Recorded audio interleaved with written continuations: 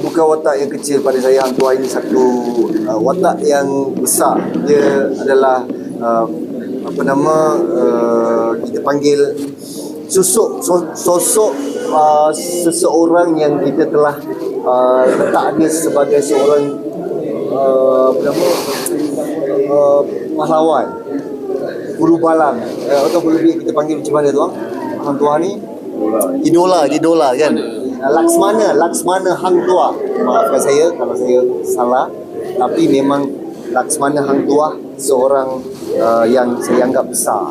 Jadi hari ini saya dapat tawaran itu, saya anggap diri saya kerdil, dan apa pun saya ni tetap teringin sangat, teruja sebenarnya nak bawa watak Tuah itu, teruja.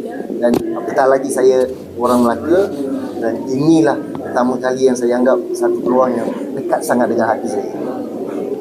Tuah dan Teja. Pementasan teater yang keempat. Pementasan teater yang ketiga.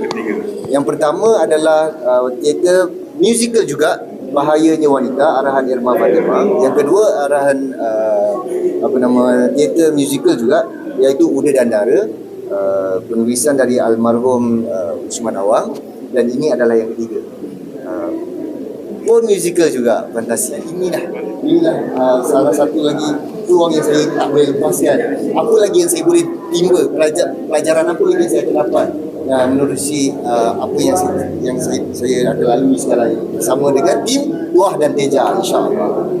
Baik. Pementasan teater musikal Fantasi Tuah dan Teja pada 4 hari bulan 7 bertempat di Panggung Bangsawan Melaka. Mana lagi? Melaka.